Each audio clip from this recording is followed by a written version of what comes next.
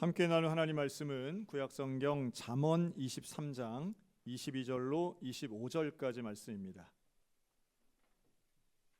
너를 낳은 아비에게 청종하고 내 늙은 어미를 경히 여기지 말지니라. 진리를 사되 팔지는 말며 지혜와 훈계와 명철도 그리할지니라. 의인의 아버지는 크게 즐거울 것이요 지혜로운 자식을 낳은 자는 그로 말미암아 즐거울 것이니라. 내 부모를 즐겁게 하며 너를 낳은 어미를 기쁘게 하라. 아멘. 오늘은 부모의 기쁨은 자녀의 축복입니다 라는 제목으로 어버이 주일 이렇게 말씀을 나누겠습니다. 사실 성경은 일관되게 부모를 공경하라, 또 이것이 자녀에게는 잘 되는 길이고 또 부모에게는 기쁨이 되는 일이라고 일관되게 말씀합니다. 사실 모든 부모는 자녀가 잘 되기를 바라고 있고요, 또 자녀의 잘 되는 것은 큰 기쁨이 되는 거죠. 오늘 저는 여러분과 함께 그렇다면 자녀다움과 부모다움이 어떤 것인가에 대해서 함께 좀 말씀을 나누겠습니다. 당연히 자녀는 부모의 말을 잘 들어야 되죠. 오늘 본문은 아비에게 청종하고 늙은 어미를 경히 여기지 말라고 경고하죠. 청종이라고 하는 것은 존중하여 잘 듣는 겁니다. 또 경히 여기지 않는 것은 당연히 중요하게 여기는 겁니다.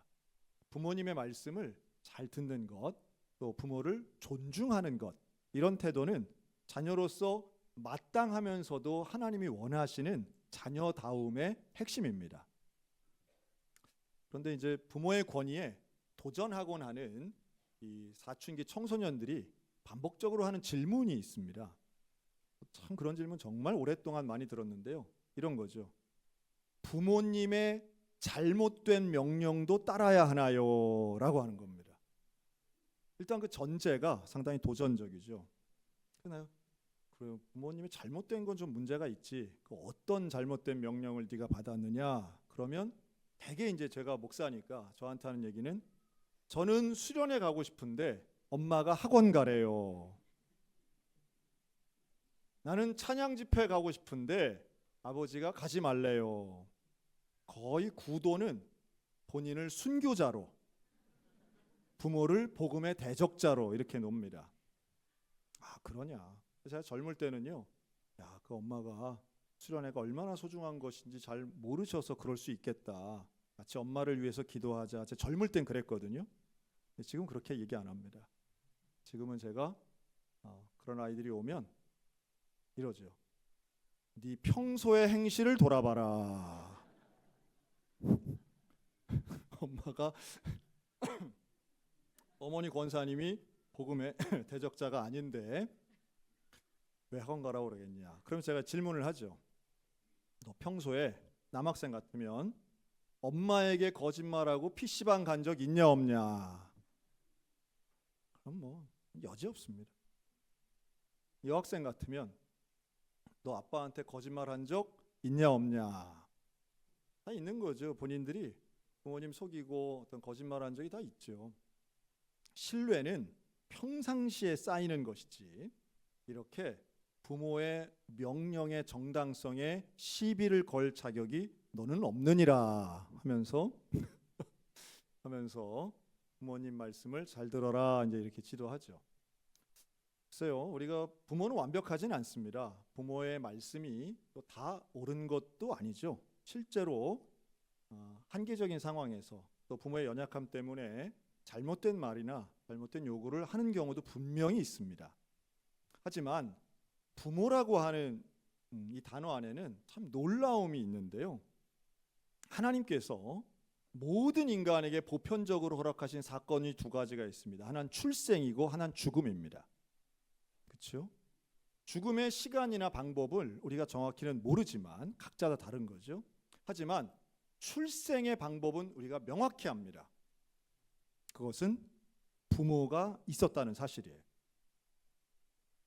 물론 특별한 경우에 부모가 누군지 모르시는 분들도 간혹 있습니다. 하지만 내가 모른다고 해서 없는 것은 아닙니다.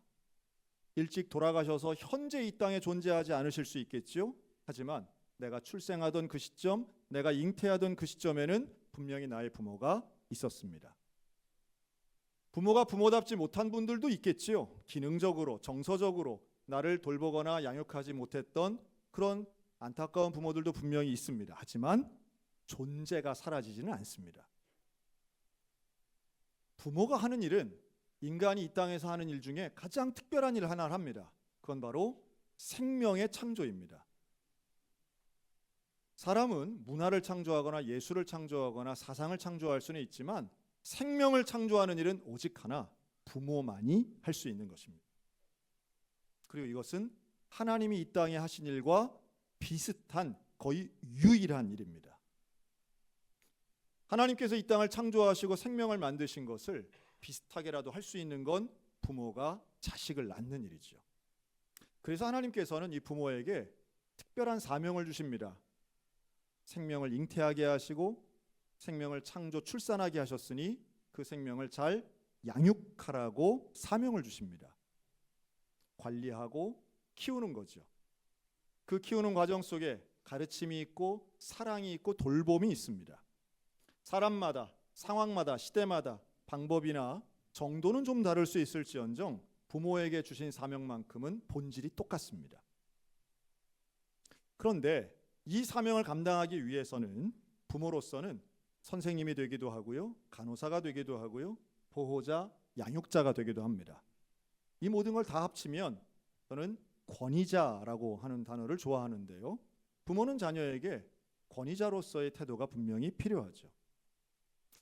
그런데 요즘 우리 대한민국에는 소위 말해 인권의 개념이 많이 성장하면서 이런 부모님들이 있더라고요. 자녀나 부모나 동등하다고 생각하시는 분들이 생겨나기 시작합니다.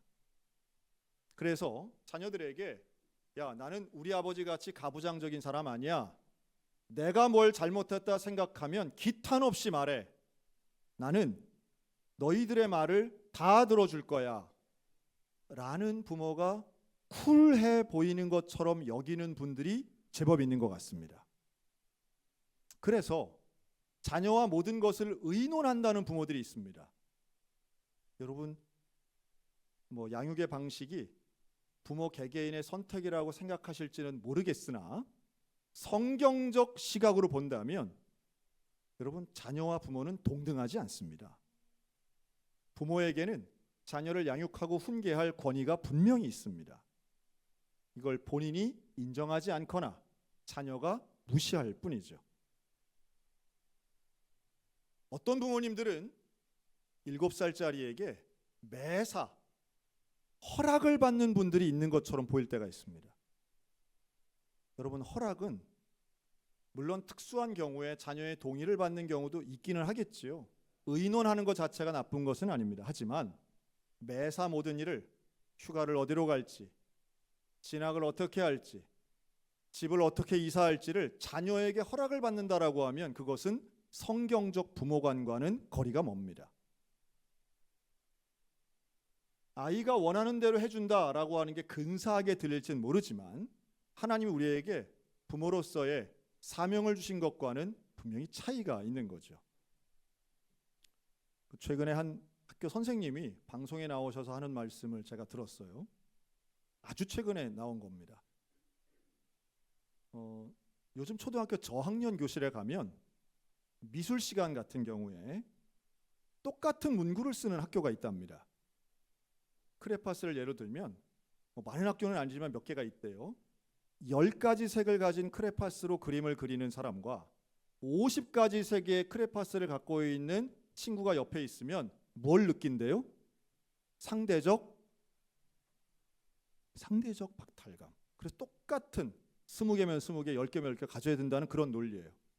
제가 어릴 때 분명히 물감이나 크레파스가 차이가 났었거든요. 저는 20개, 제 뒷자리에 앉은 애는 막 이따만 50개짜리 있었거든요. 그때도. 근데 저는 박탈감보다는 야, 신기하다 하고선 막 뺏기도 하고 같이 쓰기도 하고 이랬던 기억인데, 생각해보면 요즘의 어린이가 더 예민한 것인가가 아니라 그 박탈감은 누가 느끼는 박탈감일까요? 학부모의 박탈감일 가능성이 더 높겠다 하는 건 지극히 제 개인적인 생각이니까 불쾌하게 생각하지 마시기 바랍니다. 자, 그런데 똑같은 물감, 똑같은 크레파스, 똑같은 도화지를 준답니다.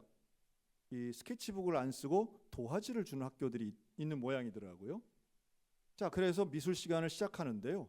그러면 한두 명 어린이가 1학년, 2학년인데요. 이런 어린이들이 있답니다. 종이를 찢는데요. 나눠준 도화지를. 그럼 선생님이 질문하는 거죠.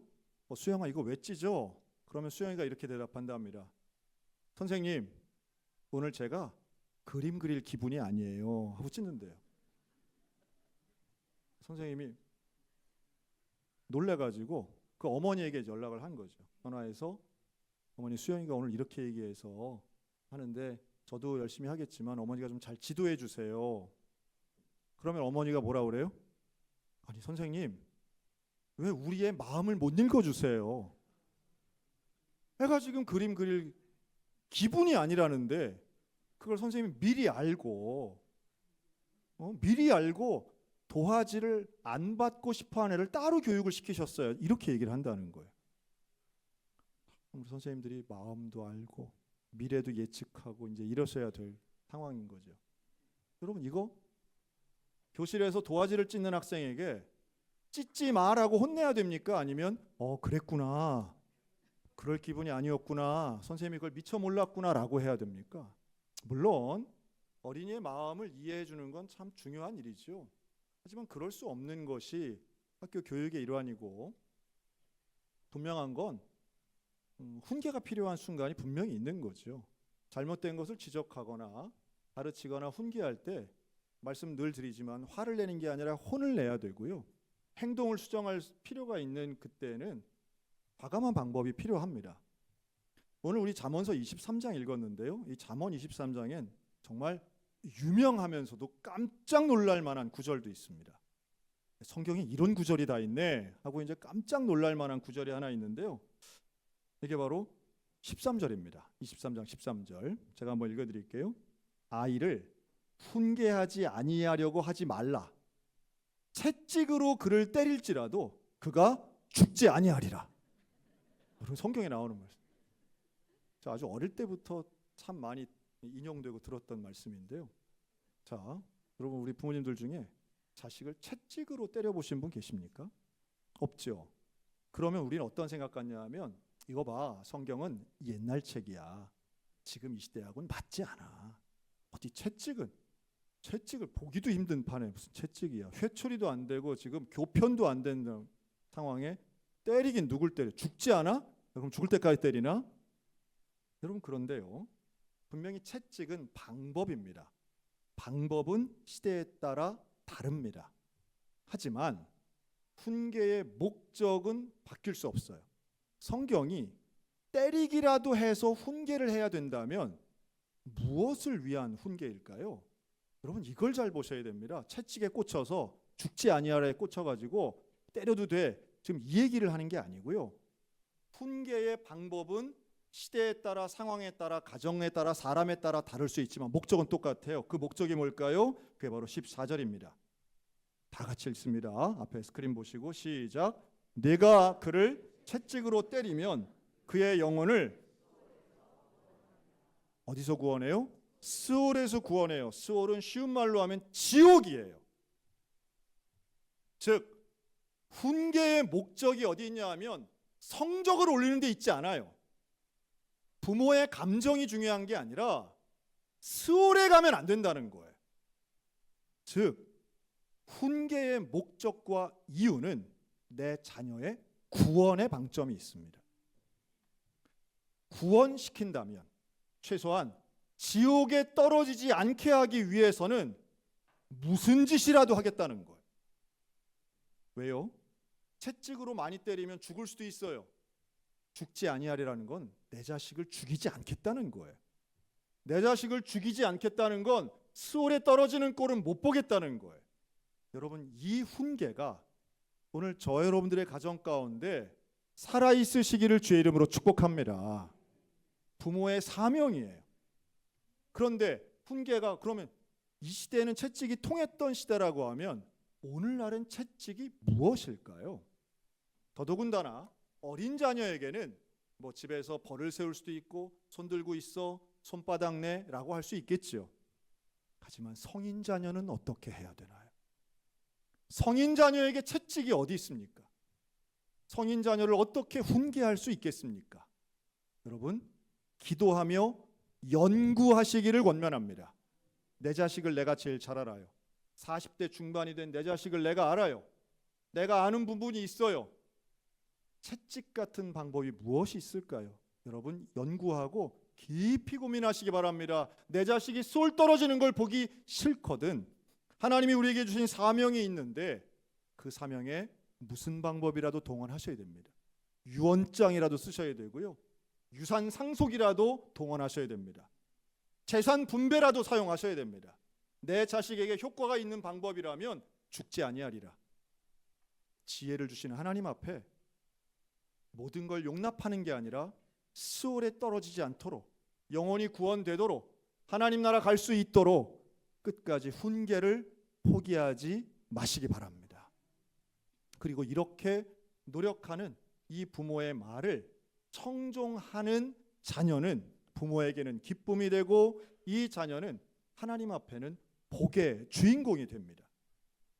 그런데 이 청종하는 것 누가 귀를 열고 들을까요?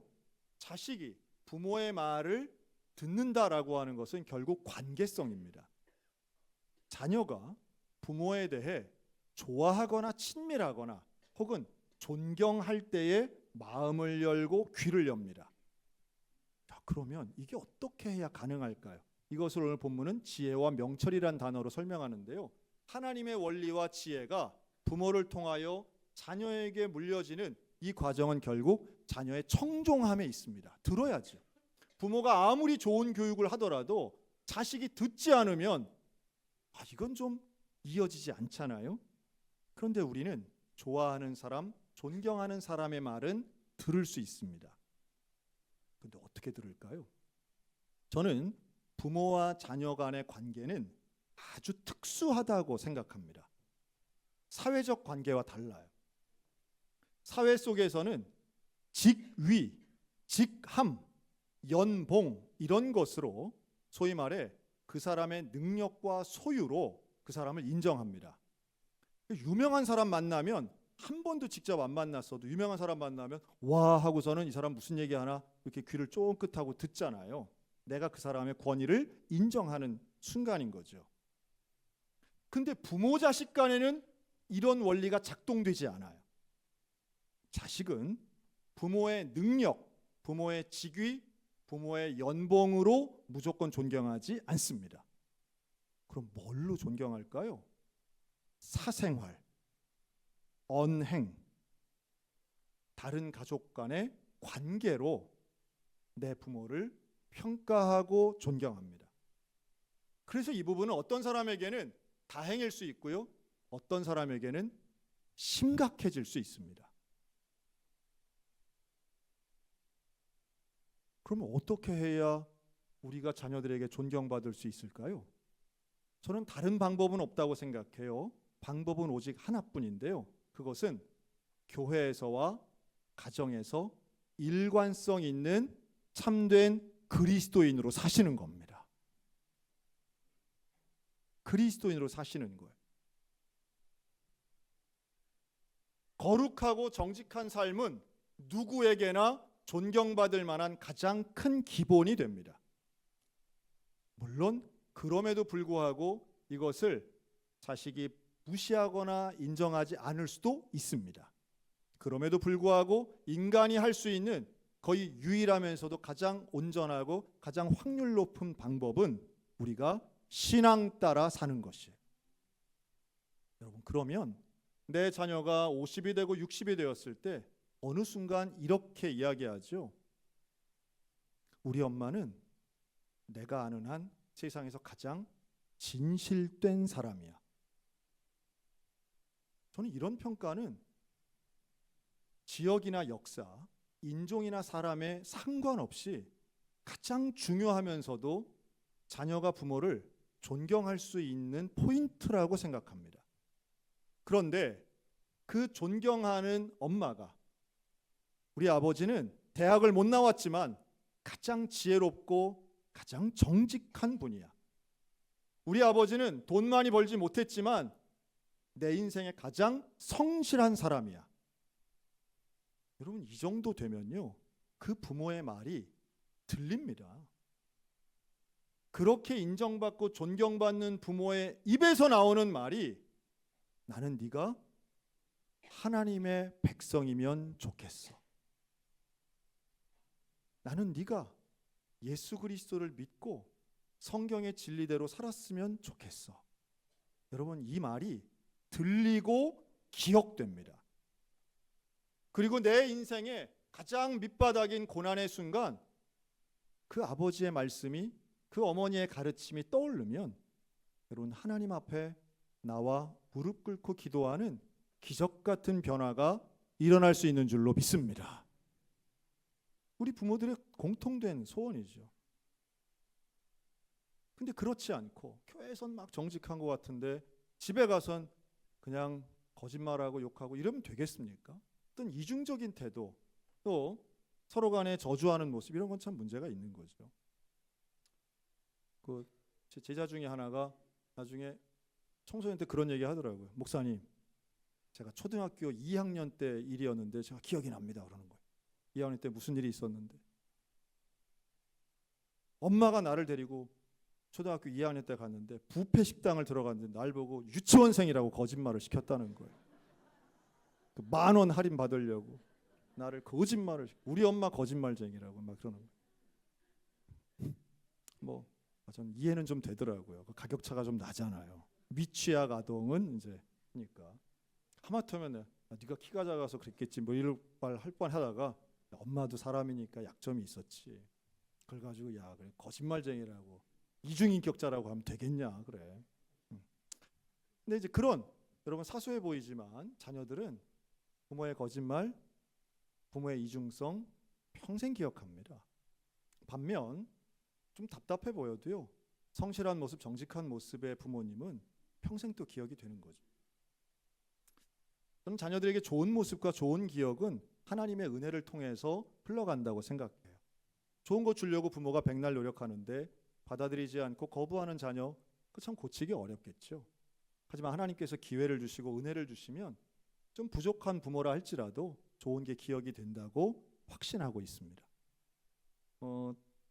최근에는 TV를 워낙 보는 사람들이 없어서 옛날에는 이제 시청률이란 단어를 썼는데요.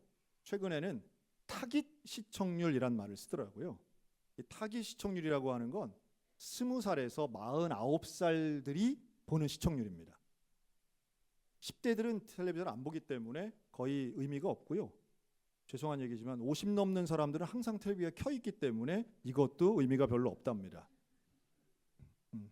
제가 이렇게 말씀드리는 거는 제가 이 나이가 아니기 때문에, 타깃 시청률 나이가 아니기 때문에 제가 조금 자유롭게 말씀드려요. 실제로 이 타깃 시청률은 어떤 TV를 보면 뭐 케이블 방송이건 어느 방송이건 보면 이게 실제로 소비로 연결시킬 수 있는 세대로 보기 때문에 광고주들이 중요하게 여긴답니다. 20살에서 49살. 그런데 그래서 이제 매일마다 이 시청률 1등, 2등이 따로 나와요. 이 타깃 시청률 1등이 중요한데요. 목요일 타깃 시청률 1위인 프로는 뭐냐 하면 JTBC에서 방영되는 예능인데요. 바로 이혼 숙녀 캠프라고 하는 프로그램입니다. 이숙캠이라고 줄여서 얘기하더라고요. 이제 화제성은 조금 한물 갔는데 몇 년 전에 시작해서 사람들에게 세상이 저러고 살단 말이야 하고 충격을 주었던 프로그램이긴 합니다. 제목 자체가 이혼을 숙려하고 있는 부부들이 나오기 때문에 서로 간에 어떤 불행한 관계, 가정 안에서 어려움의 문제를 아주 고액의 출연료를 받고 이렇게 관찰 예능의 형식으로 방영되는 프로그램이에요. 제가 초반부에 이걸 좀 열심히 좀 봤습니다. 몇 편을 보고 저 나름대로는 좀 정리를 해봤어요. 그랬더니 저 말고도 다른 분들이 많이 연구를 하셨더라고요. 제가 정리한 건 이거예요. 저렇게 좀 불행감이 많고 서로 간의 갈등도가 높은 부부의 공통점은 무엇일까라고 하는 거였습니다. 그래서 제가 그냥 이해하기 쉽게 3글자로 한번 요약을 해봤어요. 저는 요약을 좀 잘하는 것 같긴 한데 3글자로 요약을 해봤습니다. 따라할까요? 술, 욕, 빚. 일단 여기 나오신 그 부부들이 서로 이제 사이가 별로 안 좋잖아요. 그런데 대화를 하는데 보니까 그냥은 대화를 안 해요. 그 뭘 마시면서 대화하냐 보니까 다 술을 마시면서 대화해요. 너무 신기하더라고요. 그냥 얘기하면 안 되나? 일단 술을 이렇게 몇 병을 마셔야 대화가 얘기가 시작이 되는 거예요. 저러면 좋은 말 나오기보다 뭐가 좀 어렵겠다. 그러면서 또 하나, 술만 마시지 않죠. 옆에 밥이나 음식이 있는데요. 너무도 놀랍게 90% 이상이 배달 음식을 먹어요. 요리를 하는 분이 별로 없어요. 거기 나온 분은 남자든 여자든 요리를 해서 먹여주거나 이런 분이 별로 없고요. 다 배달 음식을 먹어요. 여러분, 식생활이 참 중요합니다. 뭘 먹느냐, 뭘 자주 먹느냐 참 중요하고 누구랑 어떻게 먹느냐도 중요한데요. 물론 뭐 바쁘니까 또는 여러 가지 상황 때문에 배달 음식은 먹을 수밖에 없겠죠. 그러나 소위 말해 그 플라스틱 통 그대로 놓고 어디에 그래 덜어 먹는 것도 아니고 식기를 쓰는 것도 아닌 일회용품만을 다 쓰면서 그것도 바닥에 그대로 놓은 상태에서 술을 마시며 떡볶이든 족발이든 먹는 그 모습은 죄송한 말이지만 가장 기본이 되는 식생활의 품격이 사라진 가정이다 하는 생각이 들더라고요. 두 번째는 욕이에요. 그렇게 해서 어렵게 말을 꺼내고 대화를 시작하는데 반말은 기본이고요. 욕설이 나옵니다. 상대방을 부를 때 항상 너, 야, 자, 죽어, 꺼져. 이것이 앞뒤로 욕이 붙어서 나오기 시작하면 결국엔 집어 던지고 험한 말이 나올 수밖에 없죠. 그럴 때에 카메라가 비추는데 문틈으로 그걸 지켜보는 두려움에 벌벌 떠는 어린 자녀들이 항상 나옵니다. 자녀들은 아무리 어려도요, 욕을 알아듣고요, 이해하지 못해도 두려움에 떱니다. 최악의 순간인 거죠. 그리고 남자가 여자를 혹은 여자가 아내가 남편을 막 때리고 집어 던지는 충격적인 폭력 앞에 자녀들은 무너져 내리죠. 세 번째는 빚입니다. 빚, 돈의 문제죠. 가난한 것이 뭐 죄는 아니지만 경제 개념이 없이 과도한 과소비, 그래서 질서 정연하지 않은 그 집안에 항상 쌓여 있는 것은 택배 박스고 같은 것을 여러 번 사고 왜 안마의자가 2개, 3개가 집안에 있는지는 전 지금도 잘 모르겠어요. 그러한 소비 형태를 보이면서 서로 간에 탓을 하고 빚을 내고 집안에 책은 하나도 없고 정리가 안 된 상품들만 잔뜩 쌓여 있으면서 과도한 부채 앞에 결국은 도박으로, 알코올 중독으로, 외도로 이어지는 무절제한 삶은 가정을 결국 불행함 가운데 밀어넣더라고요. 물론 반대적 상황도 있겠죠. 깔끔한 집안에서도 얼마든지 사람들은 싸우고요. 품격 있어 보이는 생활환경 속에서도 서로를 원망하고 저주하는 가정들도 분명히 있을 겁니다. 방송에 안 나와서 그렇죠. 하지만 분명한 건 생활을 거룩하게 사는 집은 부요하거나 화려하지 않더라도 정리정돈하고 서로를 위해 희생하고 또한 서로를 돕고 칭찬의 언어들이 가득한 가정이라고 하는 것 정도는 우리가 잘 압니다. 거룩한 생활, 친밀한 관계는 결국 부모와 자녀 간에도 너무도 필요한 것이고요. 이 일을 위해서 우리는 자녀를 소중하게 여기는 것처럼 나 스스로도 내 부모에게 거룩하고 정결하게 청종하고 존중하는 관계로 대할 때에 좋은 자식이 되고 좋은 부모가 되리라 확신합니다. 사랑하는 성도 여러분, 자녀들에게 그리스도인다운 정직하고 성실한 모습으로 존경받는 부모들 되시기를 주의 이름으로 축원합니다. 또한 가정 안에서 서로 화목하고 희생하는, 서로 사랑하는 아름다운 부부가 되시기를 권면합니다. 부부가 되는 것은, 좋은 부부가 되는 것은 좋은 부모가 되는 것과 저는 거의 같다고 생각해요. 친밀한 관계는, 친밀한 부부의 관계는 자녀들에게는 안정감을 주고요. 또한 자녀들에게는 시간이 갈수록 참 우리 엄마, 우리 아빠 참 대단해 라고 하는 핵심 사항이 되는 걸 부정할 수 없습니다. 아무리 나에게 잘 해주어도요, 자식의 입장에선 아무리 나에게 잘 해주어도 내 엄마를 함부로 하는 내 엄마의 남편이나 내 아버지를 무시하는 내 아버지의 부인을 용납하거나 좋아하기는 어렵습니다. 성경에는 이러한 좋은 부부관계를 가져서 좋은 부모로서의 모습을 보인 사람들도 참 많습니다. 그런데 우리 믿음의 가정들 사이에 바로 이러한 자녀를 사랑하는 것만큼 부모를 존중하고 하나님 앞에 순종하여 믿음의 축복된 가정을 만드는 복된 일들이 모든 가정에 일어나시기를 주님의 이름으로 축원합니다. 지금 어려움과 상처가 있으시다면 지금이라도 치유의 역사를 위하여 노력하시기 바랍니다. 배우자에게 사과하시기 바랍니다. 자식에게 용서를 구하시기 바랍니다. 부모님께 용서를 구하고 사과하고 관계를 개선하시기를 권면합니다. 부모와 자식의 관계는 참 특별해서요. 웬만한 죄는 다 용서가 됩니다. 제가 볼 때 웬만한 정도가 아니라 그냥 다 용서가 되는 것 같아요. 또 방법도 너무 쉬워요. 부모에게 용서받는 방법이 너무 쉬워요. 만나면 됩니다. 만나기만 하면 됩니다. 그럼 자녀 여러분, 부모와의 관계를 개선하여 부모의 마음을 기쁘게 하여 오늘 성경이 우리에게 약속하고 있는 복, 내가 땅에서 잘되고 장수하리라고 하시는 성경의 약속의 복이 우리 모든 신실한 믿음의 자녀, 부모를 아끼고 부모를 공경하는 자녀들에게 임하시기를 축원합니다. 그러면 그 가정은 행복한 가정 되는 거죠. 하나님 나라가 임하는 것입니다. 하나님 나라의 놀라운 축복이 임하는 것, 부모가 부모답고 자녀가 자녀다울 때입니다. 다시 한번 정리해 볼까요? 부모가 훈계하는 건 자녀의 구원을 위한 것이고요. 부모에게 기쁨이 되는 건 자녀의 태도에 달려 있습니다. 부모를 존중하시기 바랍니다. 하나님 말씀에 순종하시기 바랍니다. 가난해도 천국 될 수 있습니다.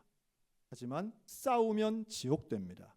하나님 앞에 온전하게 환경 탓이 아닌 관계를 개선하여 하나님이 주신 이 성경의 놀라운 원리가 우리 모든 믿음의 가정들 가운데 임하여서 날마다 기쁨과 축복이 충만한 행복한 가정들 다 되시기를 주님의 이름으로 축원합니다. 아멘. 기도하겠습니다.